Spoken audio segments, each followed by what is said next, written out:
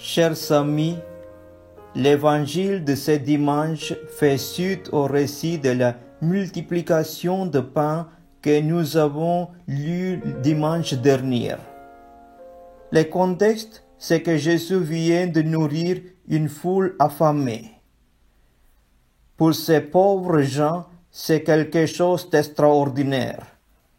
Alors, ils pensaient avoir trouvé celui qui pourrait devenir leur roi et répondre à tous leurs besoins. Mais Jésus ne l'entend pas ainsi. Ce n'est pas sa mission. Il a beaucoup mieux à leur proposer. Nos prières ne doivent pas se limiter à des simples demandes matérielles comme c'est souvent le cas. Ce que le Seigneur veut nous proposer est bien plus important que nos besoins charnels. Jésus choisit donc de passer vers l'autre rive.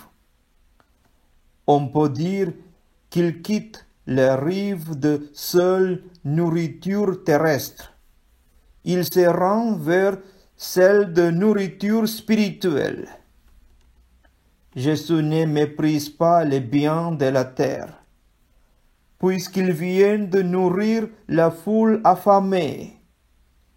Mais il voudrait bien qu'on aille au-delà de ces seuls désirs de besoins corporels. Passer sur l'autre rive, c'est finalement renoncer à la facilité. C'est se mettre sur le chemin que Dieu nous montre. Laisser sa volonté se faire. Voilà pourquoi Jésus choisit de se retirer loin de la foule. Son intention est de rejoindre le Père dans le silence et la prière, loin des bruits.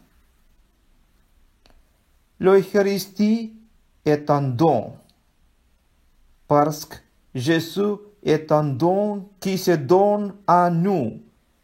Il est notre véritable nourriture et il se donne effectivement par le pain et le vin consacrés.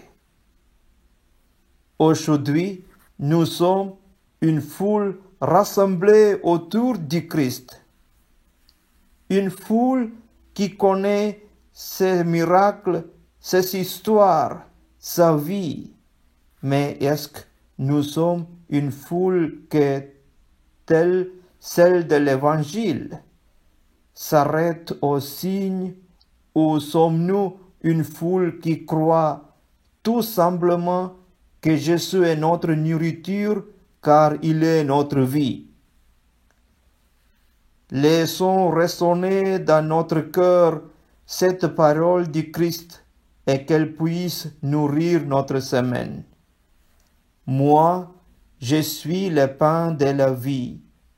Celui qui vient à moi n'aura jamais faim. Celui qui croit en moi n'aura jamais soif. Et dans le Christ, ayons le désir de ne former qu'un seul et même corps. Gloire au Père, et au Fils, et au Saint-Esprit, comme il était au commencement, maintenant et toujours, dans les siècles des siècles. Amen. Quand j'ai vu